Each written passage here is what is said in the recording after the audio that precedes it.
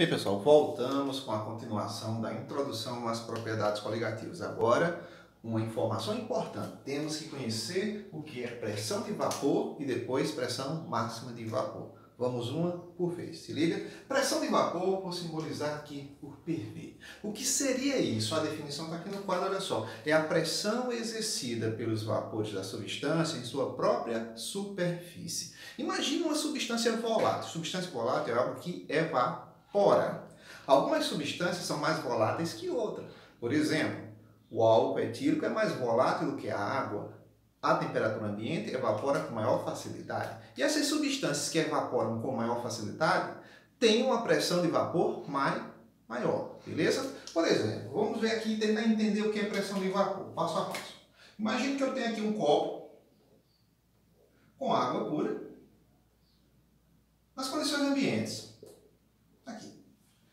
Esse copo, mais cedo ou mais tarde nas condições ambientes, ele vai evaporar. Mesmo nas condições ambientes, 25 graus. Ele evapora.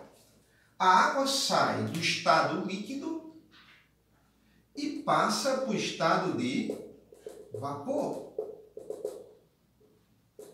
Água no estado de vapor. E algumas dessas moléculas de água no estado de vapor vão se chocar novamente com a superfície do líquido que ainda não evaporou. Essa colisão das moléculas do vapor do próprio líquido na superfície do líquido é o que nós chamamos pressão de vapor. Mais uma vez, vamos imaginar. Eu tenho um recipiente nas condições ambientes contendo etanol, o famoso álcool etílico líquido. Evapora com grande facilidade. As moléculas do etanol no estado de vapor vão se chocar na superfície do etanol que ainda não evaporou. Essa colisão dessas moléculas de estado de vapor na superfície do líquido que ainda não evaporou geram o que nós chamamos de pressão de vapor. Então a definição é bem clara. É a pressão exercida pelos vapores da própria substância na sua superfície. Qualquer coisa volátil vai ter pressão de vapor. Por exemplo, uma bolinha de naftalina. A naftalina evapora, vocês conhecem, ela desaparece, ela sublima. E a gente sente o cheiro dela no ar, que são os vapores da naftalina. Quando ela está lá se volatilizando, quase que eu não falo, ó, os vapores de naftalina estão aqui no ambiente. E eles começam a se chocar, as suas moléculas, com a naftalina que ainda não evaporou. Essa colisão dos vapores da substância com a superfície da substância que ainda não evaporou é o que nós chamamos de pressão de vapor. Quanto mais volátil for o material, mais vapor ele gera. Então, maior será a pressão de vapor. Por exemplo, entre a água e o álcool, o mais volátil é o álcool. Então, a pressão de vapor do álcool é mais alta do que a pressão de vapor da água. Beleza? Vamos agora para a pressão máxima de vapor. Vamos fazer a mágica. Pronto, pessoal. Feito a mágica, chegamos agora na pressão máxima de vapor. Vou sinalizar por PMV. Diferença em relação à pressão de vapor. Pressão máxima de vapor só pode ser atingida em sistemas fechados. Não vale sistema aberto. Sistema aberto é só a pressão de vapor. Só vale sistema fechado. Agora, fechou o sistema, já é pressão máxima de vapor? Não. Tem que existir um equilíbrio de fases. Ou seja, a fase líquida que existe no sistema e a fase de vapor, elas têm que coexistir em equilíbrio. Ou seja, o líquido virando vapor, o vapor virando líquido com a mesma velocidade. Tanto é que a definição aqui é bem clara, olha só. É a pressão exercida pelos vapores saturantes do líquido em sua própria superfície, quando em equilíbrio em um sistema fechado. Para ficar claro, vamos imaginar assim. Vamos supor que aqui eu tenho uma mesa. Certo? Em cima dessa mesa, uma mesa linda, faz de conta que eu tenho um copo com água. Água. Ok? No estado líquido. O sistema está aberto. A água vai evaporar, exercer uma pressão nos seus vapores na superfície do líquido gerando a pressão de vapor. Mas eu quero a pressão máxima de vapor, então eu tenho que fechar esse sistema. Para fechar esse sistema, vamos imaginar que eu peguei uma campânula, aquele negócio de vidro bem bonitão, e cobri o bolo na mesa. Campânula de vidro, totalmente fechadinha, cobri aqui o sistema. Já é pressão máxima de vapor? Não. Porque tem espaço aqui na campânula onde o vapor de água vai começar ainda a ocupar. E todo esse espaço vai ser ocupado por vapor de água. Vai chegar um momento onde, para uma molécula de água sair do estado líquido para passar para o estado de vapor, uma molécula do estado de vapor vai ter que voltar a ser líquido. Ou seja, ficou saturado de vapor. Aí sim, quando ele satura de vapor, gera um equilíbrio químico de fases. Aí a pressão exercida pelos vapores saturantes da água aqui dentro desse sistema fechado, aí sim, passa a ser a chamada pressão máxima de vapor. É como o seguinte, para ficar claro, imagine uma garrafa de plástico com água dentro, a famosa garrafinha de água mineral. Quando você abre a tampa e deixa a garrafa aberta, existem moléculas de água que se desprendem lá da superfície e viram vapor e exercem uma pressão naquela superfície, pressão de vapor. Ao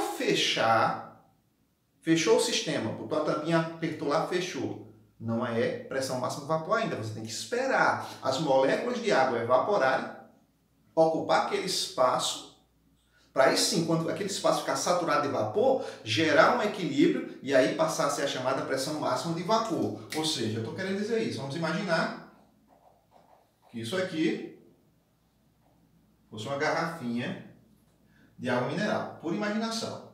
Ela está aqui com água até aqui, está aberta. Se ela está aberta, eu tenho apenas uma pressão de vapor.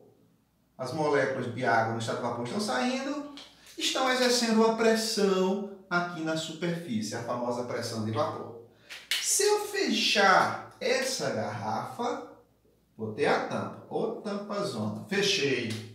Fechou a garrafa, ok? Eu diminui que a tampa está exagerada. Pronto. Fechei a garrafa, apertei ali. Eu vou ter que esperar um certo tempo para que esse espaço aqui, ó, fique saturado de vapor. Porque quando ele saturar de vapor, ele vai atingir um equilíbrio de fases. A água líquida vai continuar se transformando em água no estado de vapor. Só que com a mesma velocidade que isso acontece, a água no estado de vapor volta a ser a água líquida. Atingiu esse equilíbrio de fases, a pressão aqui dentro passa a ser chamada pressão máxima de vapor.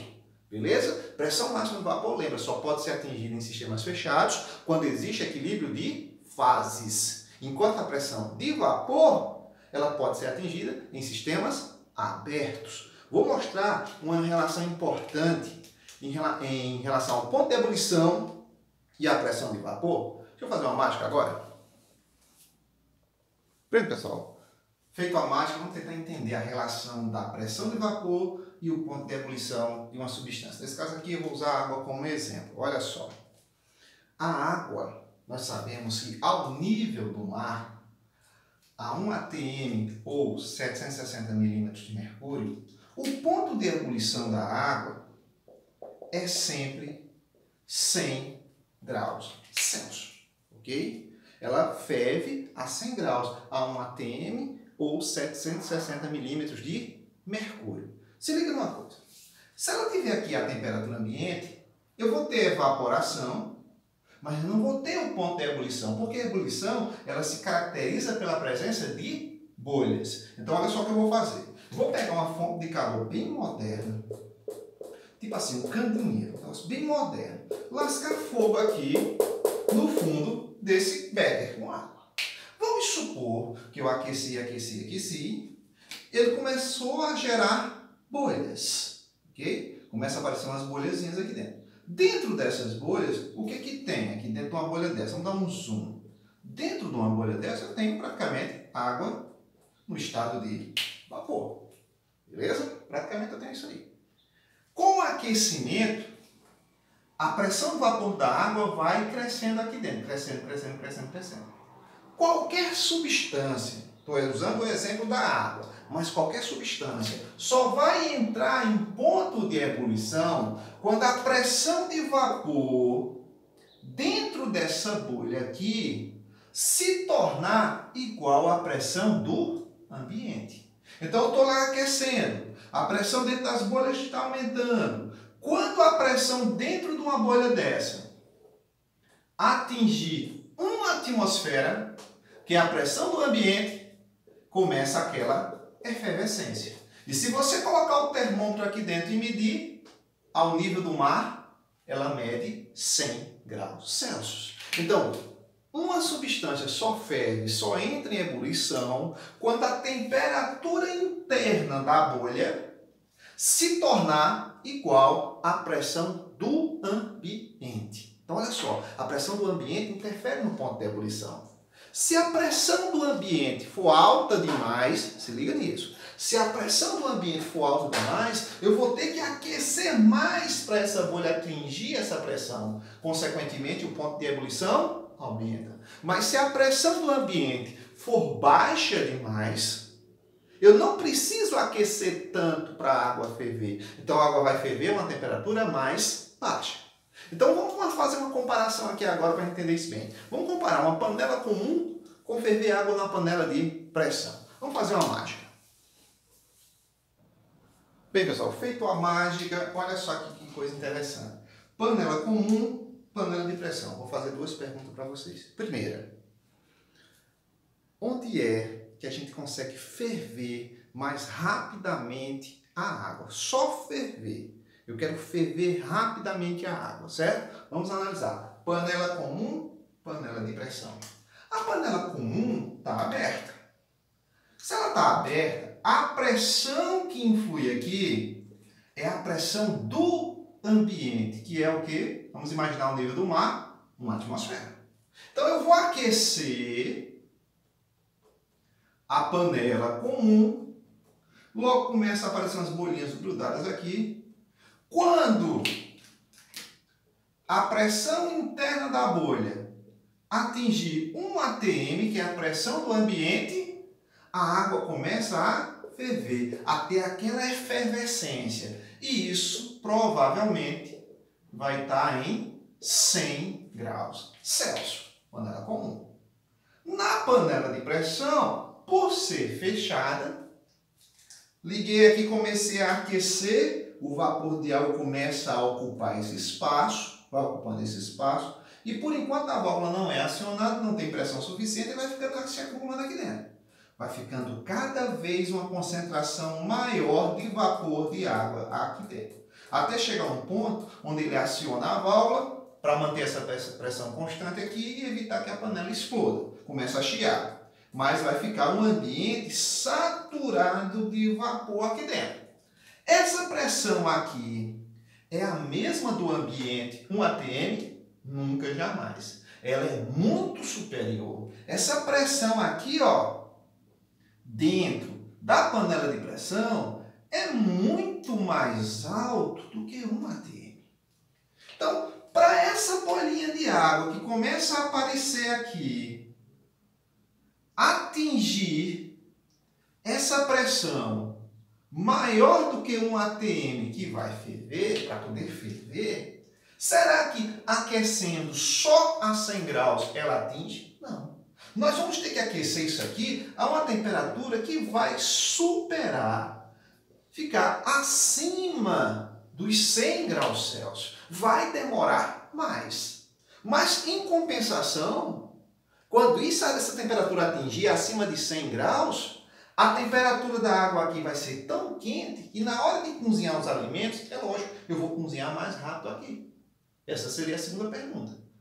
Se for o objetivo for só ferver água por ferver, é mais rápido ferver aonde? Na panela comum. Porque a pressão do ambiente é 1 atm, é mais rapidamente atingida pela bolinha. Em 100 graus atingiu, começa a ferver, começa a borbulhar.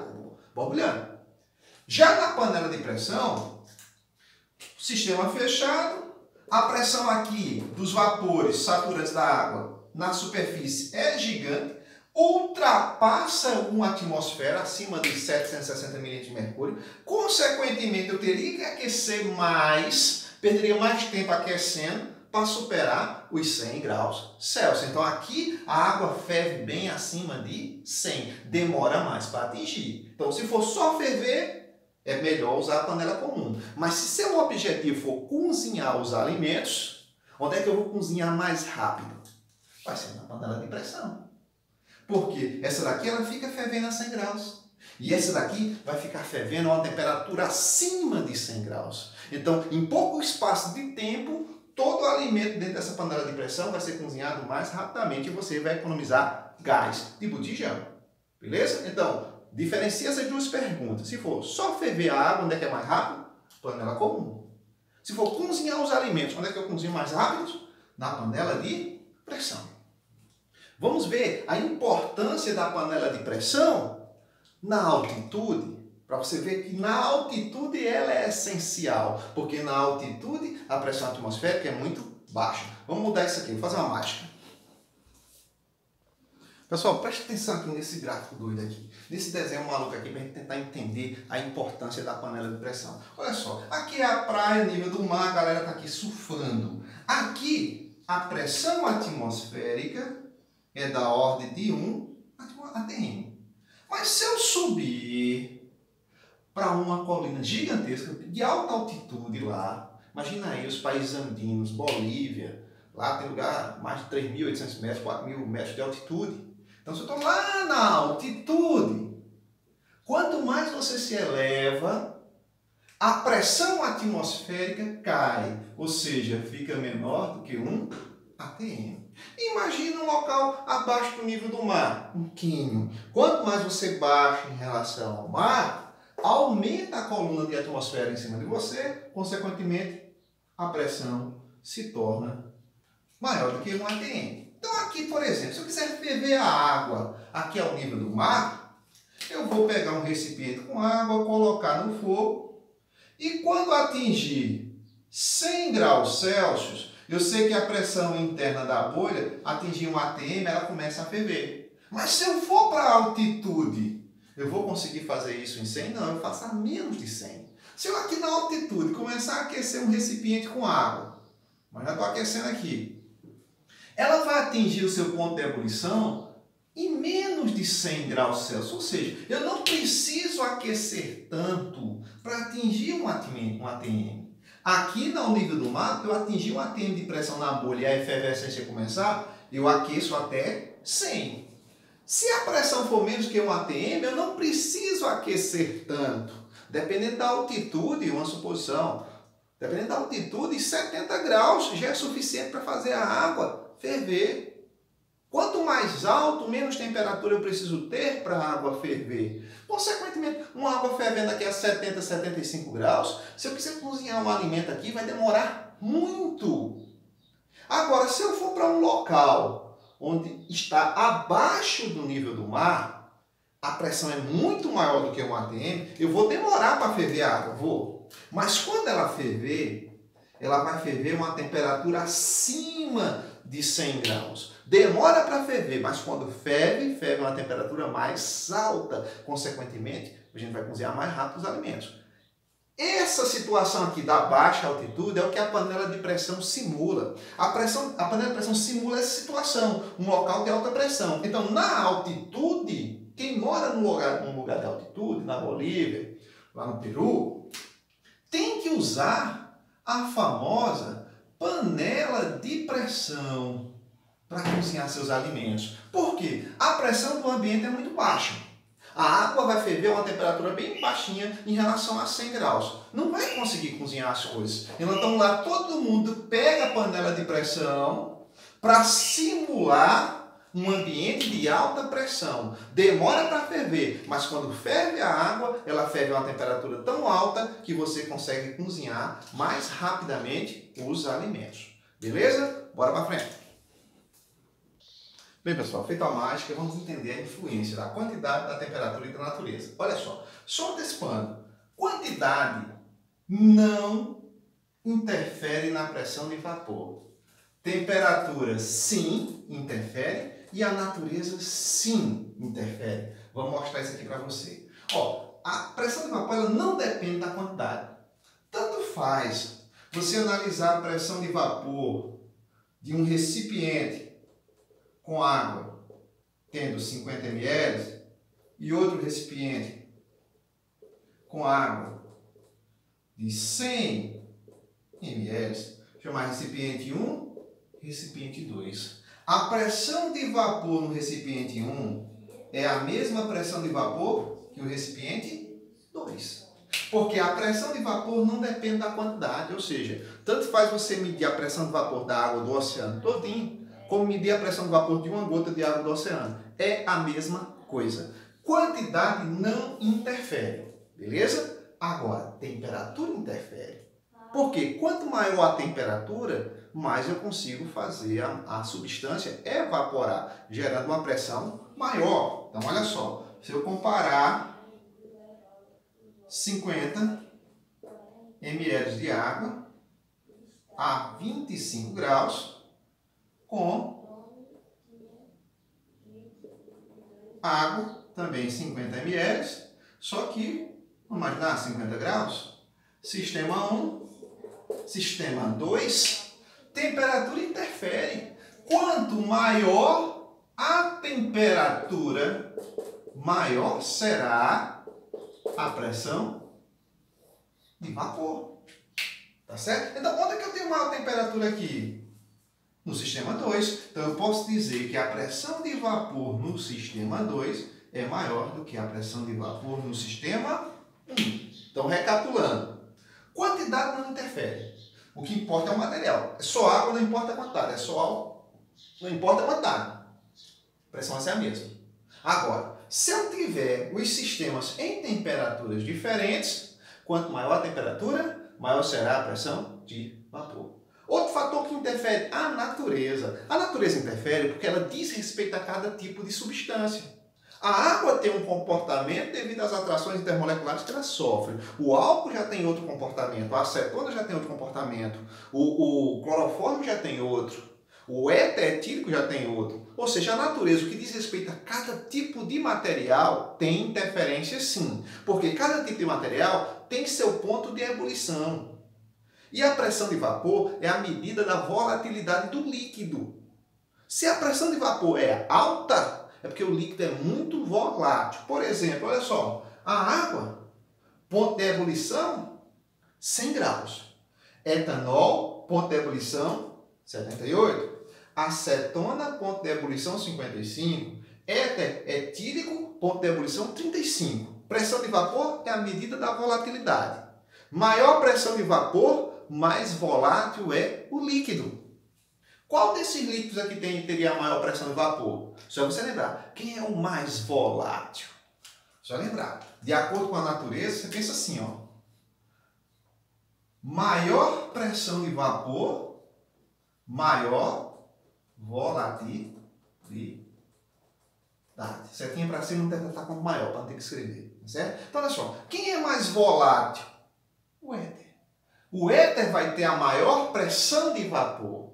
Quem é o menos volátil? A água. A água vai ter a menor pressão de vapor. Então, em ordem decrescente, seria o éter, aqui, maior do que a acetona, que é maior do que o etanol, que é maior do que a água. Porque pressão de vapor é medida de volatilidade de um líquido. Quanto maior a pressão de vapor, mais volátil é o líquido. E o líquido volátil tem ponto de ebulição baixo. Então, baixou o ponto de ebulição, menor o ponto de ebulição, maior volatilidade, maior volatilidade, maior pressão de vapor. Então, pensa nisso. Vamos resumir aqui, ó. Menor ponto de ebulição, maior volatilidade. Ixi, está tudo errado. Volatilidade. Consequentemente, maior o quê?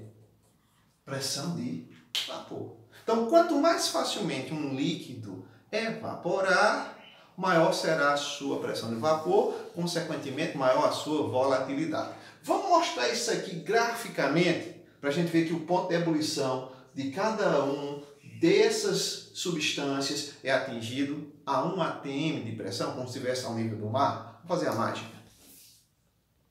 Bem, pessoal, graficamente temos isso aqui no quesito natureza para a gente ver a interferência. Olha só, depende da natureza. Por quê? Tem substância que tem pouca atração intermolecular, acaba sendo mais volátil, consequentemente, maior pressão de vapor. Já tem substância que, devido à atração intermolecular ser mais intensa, evapora com dificuldade. A água tem pontos de hidrogênio, realiza logo duas, com os 2 hidrogênios que ela tem, consequentemente ela tem um alto ponto de ebulição, dificulta a sua evaporação. No gráfico, olha só, eu sei que para qualquer líquido ferver, entrar em ebulição, a pressão interna da bolha tem que atingir 1 atm. Olha só, 1 atm no éter, quando atingir 1 atm na curva de pressão de vapor do éter, a temperatura está, ó, em 35 graus. Então, 35 graus é o ponto de ebulição do éter.